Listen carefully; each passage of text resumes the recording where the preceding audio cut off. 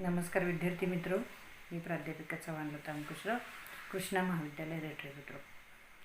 चिटणीसाची कार्यपद्धती या विषयाच्या ऑनलाईन अध्यापनामध्ये तुम्हा सर्वांचे स्वागत करते. आजच्या या लेक्चरमध्ये आपण भाग प्रमाणपत्र याविषयीची माहिती घेणार आहोत. भाग प्रमाणपत्र हे कंपनीने वाटप केलेले दस्तऐवज आहे. ज्या लोकांनी कंपनीचे भाग धारण केलेले असतात अशा समहक्क भागधारकांच्या मालकांना हे भाग प्रमाणपत्र दिले जाते. हे भाग प्रमाणपत्र भागासाठीच्या मालकी हक्काचा दस्तऐवज असतो. जर सभासदत्वामध्ये काही वाद निर्माण झाला असेल तर सभासद नोंदवहीमध्ये नोंदवलेल्या नोंदीपेक्षा भाग प्रमाणपत्र हा पुरावा म्हणून ग्राह्य धरला जातो. संचालक मंडळाने अधिकृत केलेल्या 2 संचालकांच्या व कंपनी चिटणीसाची किंवा अधिकृत व्यक्तीची याच्यावरती स्वाक्षरी असते. तसेच कंपनीच्या सही शिक्क्यानिशी हा दस्तऐवज दिला जातो.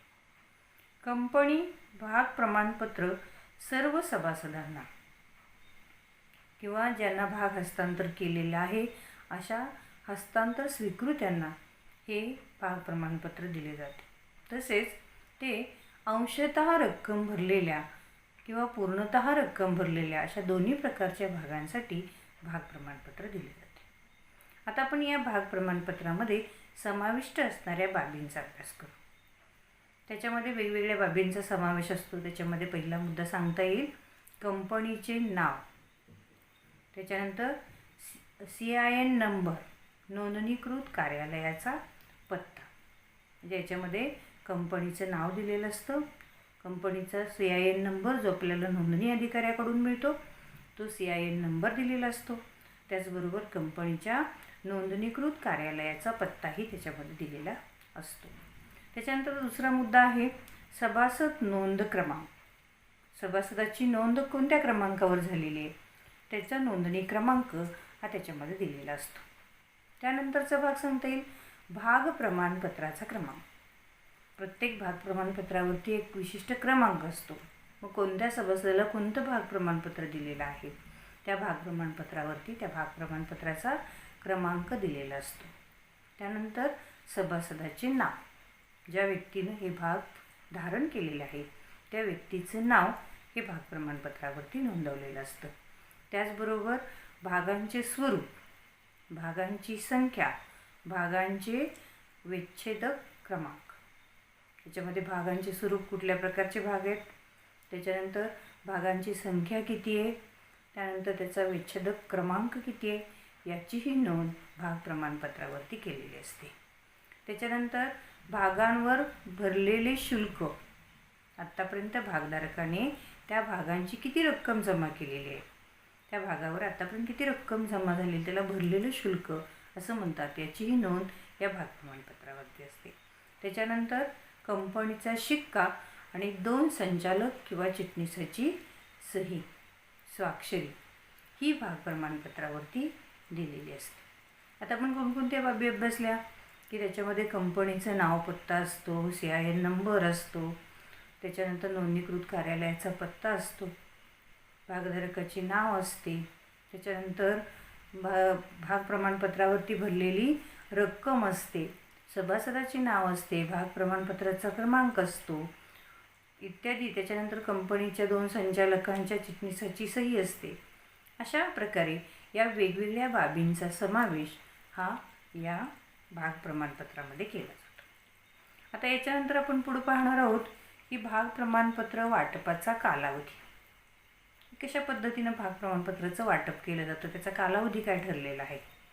तर कंपनीच्या स्थापनेपासून 2 महिन्यांच्या आत कोणाला भाग प्रमाणपत्र दिलं जातं तर ज्या भागधारकांनी घटनापत्रकावरती सह्या केलेल्या आहेत अशा व्यक्तींना कंपनीच्या स्थापनेच्या तारखेपासून 2 महिन्यांच्या आत भाग प्रमाणपत्राचं वाटप केलं जातं. त्याच्यानंतर भाग वाटपाच्या तारखेपासून 2 महिन्यांच्या आत हे कुणाला भाग प्रमाणपत्र दिलं जातं तर भाग वाटप केले असल्यास वाटपदारांना भागांच्या नवीन कंपनीनं भागांची विक्री केली असेल आणि कंपनीनं भाग विक्री केल्यापासून 2 महिन्यांच्या आत भाग प्रमाणपत्र द्यायचे. कोणाला द्यायचे? की ज्यांना कंपनीनं भागांचं वाटप केलेलं आहे त्यांना. त्याच्यानंतर तिसरा मुद्दा आपण सांगू शकतो याच्यामध्ये, हस्तांतर अर्जाच्या प्राप्तीपासून 1 महिन्याच्या आत. म्हणजे जेव्हा भागधारक आपल्या भागांचं हस्तांतरण करतो याचा अर्थ काय? भाग स्वेच्छेनं दुसऱ्या व्यक्तीला विकतो किंवा बक्षीस म्हणून देतो. तर अशा वेळी हस्तांतर अर्ज आल्यापासून 1 महिन्यांच्या आत किंवा भाग संक्रमणाची सूचना मिळाल्यापासून 1 महिन्यांच्या आत. भाग संक्रमण याचा अर्थ काय? जेव्हा एखादा सभासद मयत होतो किंवा वेडा होतो किंवा न्यायालयाकडून त्याला दिवाळखोर घोषित केलं जातं, तेव्हा अशावेळी त्याच्या नावे असणारा भाग हा त्याच्या कायदेशीर वारसास दिला जातो. त्याला आपण भाग संक्रमण असं म्हणतो. तर हे भाग संक्रमण जर करायचं असेल, भाग हस्तांतर करायचं असेल, तर अशा पद्धतीच्या अर्ज आल्यापासून, सूचना आल्यापासून 1 महिन्यांच्या आत भाग प्रमाणपत्र हे दिलं जातं. कोणाला दिलं जातं? ज्या व्यक्तीच्या नावे आपण भाग हस्तांतर करणार आहोत त्या व्यक्तीला, किंवा ज्या व्यक्तीच्या नावे भागांचं संक्रमण केलं जातं अशा व्यक्तीला हे भाग प्रमाणपत्र दिलं जातं. अशा पद्धतीनं हा कालावधी आपल्याला सांगता येईल. बघा काय सांगितलं, सुरुवातीला जेव्हा कंपनी नव्यानं भाग विकते, कंपनी स्थापनेनंतर सुरुवातीला जे भाग विकले जातात ते कोणाला विकले जातात? तर घटनापत्रकावर सही करणाऱ्या सभासदांना. या सभासदांना कधी भाग प्रमाणपत्र दिलं जातं? तर स्थापनेच्या तारखेपासून 2 महिन्यांच्या आत. त्याच्यानंतर जेव्हा कंपनी भाग विक्री करते तेव्हा त्या भाग वाटपाबद्दलची जे प्रमाणपत्र आहे ते कधी दिलं जातं? तर भाग वाटपाच्या तारखेपासून 2 महिन्यांच्या आत. आणि त्यानंतर हस्तांतर करायचं असेल भागांचं किंवा भागाचं संक्रमण करायचं असेल तर अशा वेळी भाग प्रमाणपत्र कधी दिलं जातं? की हस्तांतर अर्ज आल्यापासून किंवा संक्रमणाची सूचना आल्यापासून 1 महिन्याच्या आत. अशा पद्धतीनं हा काय आहे? भाग प्रमाणपत्र वाटपाचा कालावधी. त्याच्यानंतर आपल्याला याच्या पुढचा मुद्दा अभ्यासायचा आहे, भाग प्रमाणपत्राची नक्कल किंवा दुसरी प्रत. कंपनी काय करू शकते? भाग प्रमाणपत्राची दुसरी प्रत किंवा नक्कल प्रत देऊ शकते. कधी देते? तर त्याच्यामध्ये पहिल्यांदा काय सांगितले, जर मूळ भाग प्रमाणपत्र खराब झालं असेल, फाटलं असेल किंवा ते वापरण्याच्या अवस्थेत नसेल तर अशा वेळी ते परत कंपनीला दिलं जातं आणि कंपनी त्याच्या बदल्यामध्ये त्याची नक्कल प्रत देऊ करते. दुसरा मुद्दा काय सांगता येईल की मूळ भाग प्रमाणपत्र जर हरवलं असेल किंवा नष्ट झालं असेल तर ते धारकानं सिद्ध करावं लागतं आणि हे सिद्ध केल्यानंतर कंपनी त्या धारकाला भाग प्रमाणपत्राची नक्कल प्रत देते. आता हे भाग प्रमाणपत्र हरवल्याचे जाहीर करण्यासाठी कंपनी वर्तमानपत्रामधून नोटीस देते. शोधकर्त्याला किंवा ज्याला सापडलं आहे त्याला ते परत करण्यास सांगितले जाते. परंतु जर ठराविक कालावधीमध्ये जर कोणी याला रिस्पॉन्स दिला नसेल, जर भाग प्रमाणपत्र मिळालं नसेल परत, तर कंपनी काय करू शकते? भाग प्रमाणपत्राची दुसरी प्रत देऊ शकते. नक्कल भाग प्रमाणपत्र अर्जाच्या तारखेपासून 3 महिन्यांच्या आत दिले जाते. नोंदणीकृत भागधारकांना हे नक्कल भाग प्रमाणपत्र कंपनीकडून दिले जाते.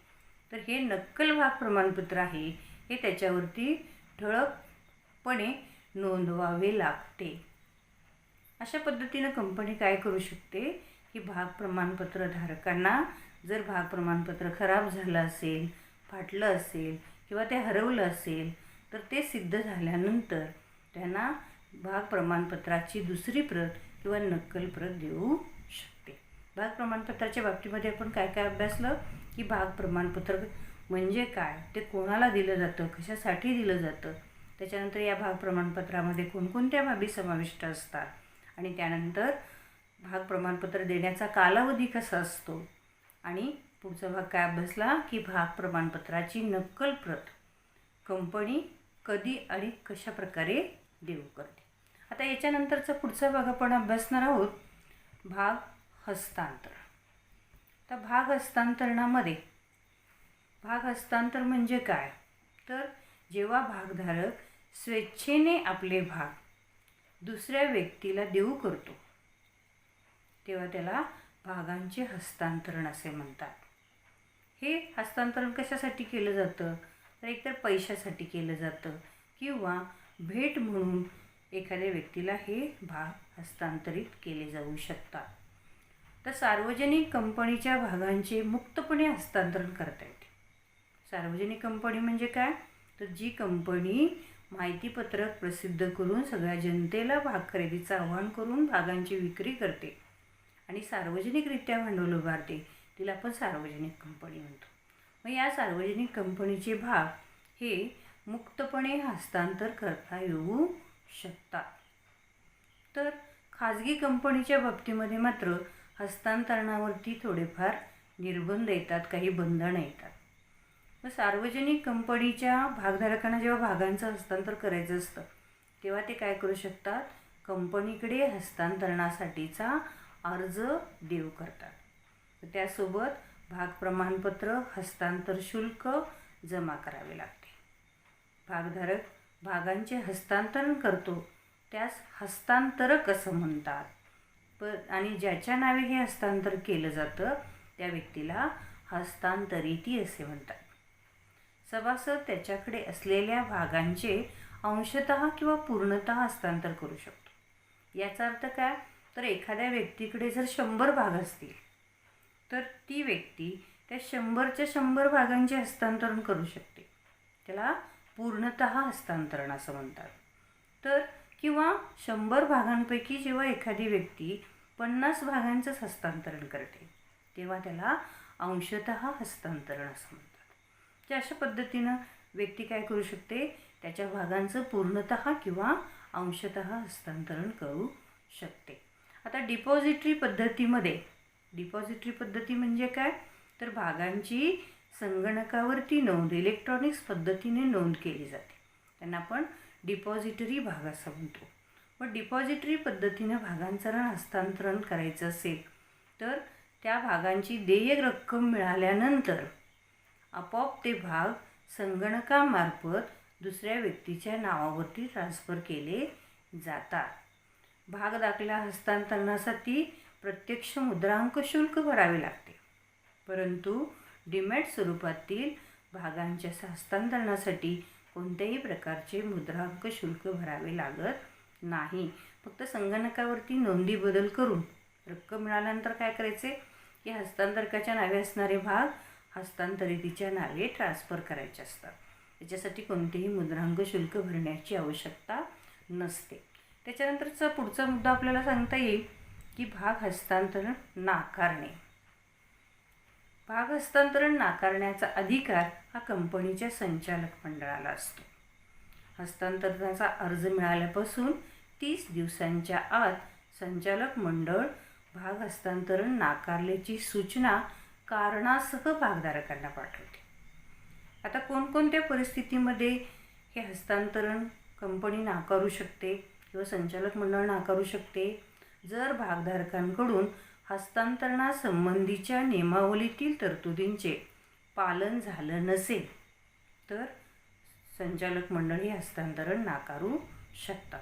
त्याच्यानंतर दुसरा मुद्दा सांगता येईल हस्तांतर अर्ज कायद्यात दिलेल्या नियमाप्रमाणे नसेल तर हस्तांतरणासाठी जो अर्ज कंपनीकडे सादर केला जातो हा अर्ज जर कायद्याच्या नियमाप्रमाणे नसेल तर संचालक मंडळ हे हस्तांतरण नाकारू शकतात. त्यानंतर पुढचा मुद्दा आहे हस्तांतरण अर्जासोबत भाग प्रमाणपत्र नसल्यास ज्या व्यक्तीला हस्तांतर करायचं असतं त्या व्यक्तीनं भाग हस्तांतर अर्ज द्यावा लागतो. त्याचबरोबर त्याच्याकडे असणारं भाग प्रमाणपत्रही जोडावं लागतं. जर त्यांनी ते भाग प्रमाणपत्र अर्जासोबत जोडलं गेलं नसेल तर अशा हस्तांतरणाला संचालक मंडळ नाकारू शकते. त्याच्यानंतरचं पुढं सांगता येईल की ज्या भागांचे हस्तांतरण होणार आहे अशा भागांवर धारणाधिकार असल्यास म्हणजे धारणाधिकार असेल तर त्या ठिकाणी त्या भागांचे हस्तांतरण जर संचालक मंडळ नाकारू शकते. अशा पद्धतीनं हस्तांतरण हे संचालक मंडळ या विविध कारणांसाठी नाकारू शकते. भाग हस्तांतरण नाकारल्याची सूचना मिळाल्यापासून 30 दिवसांच्या आत भागधारक काय करू शकतो, नॅशनल कंपनी लॉ ट्रिब्युनलकडे अपील करू शकतो. जर भागधारकास सूचना मिळाली नसेल तर सार्वजनिक कंपनी आपल्या 90 दिवसांच्या आत व खाजगी कंपनी असल्यास 60 दिवसांच्या आत हे अपील करू शकते. समजा संचालक मंडळाने एखाद्या भागधारकाचं भाग हस्तांतरण नाकारलं असेल आणि त्याच्याविरुद्ध त्याला दाद मागायची असेल तर तो सार्वजनिक कंपनीच्या बाबतीमध्ये 90 दिवसामध्ये लॉ ट्रिब्युनलकडे अपील करू शकतो. तर खाजगी कंपनी असेल तर 60 दिवसांच्या आत ती व्यक्ती लॉ ट्रिब्युनलकडे काय करू शकते, अपील करू शकते. त्याच्यानंतर पुढचा मुद्दा आपण सांगू शकतो, कोरे हस्तांतरण, ब्लँक ट्रान्सफर. जेव्हा भागधारक हस्तांतर अर्जावर सही करून हस्तांतरितीच्या नावाशिवाय तो हस्तांतरितीला भाग प्रमाणपत्रासोबत हस्तांतरण करतो त्यास कोरे हस्तांतरण असे म्हणतात. म्हणजे काय करतोय, भागधारक हस्तांतर अर्जावर सही करून देतोय परंतु त्याच्यावरती हस्तांतरितीचा नावाचा उल्लेख केलेला नसतो, तेव्हा अशा हस्तांतरणाला कसं हस्तांतरण म्हणतात, कोरे हस्तांतरण असे म्हणतात. कोरे हस्तांतरण भागांची खरेदी विक्री करायला सोपे जाते. कोरे हस्तांतरण अर्ज कोणतीही पुढील धारक कितीही वेळा पुढे त्याची विक्री करू शकतो. कोरे हस्तांतरण असेल की ज्याच्यावरती कोणाला हस्तांतर केलं याचं नाव नसेल तर तो भाग एक व्यक्ती अनेक व्यक्तींपर्यंत एकमेकांमार्फत काय करू शकतात, त्यांचं हस्तांतरण करता येऊ शकतं. त्याचे व्यवहार बऱ्याच वेळा खरेदी विक्रीचे व्यवहार हे करता येऊ शकतात. मग त्यासाठी कोणतंही वेगळं मुद्रांक शुल्क द्यावं लागत नाही. कोरे हस्तांतरधारकास सर्व अधिकार भागधारकांप्रमाणेच असतात.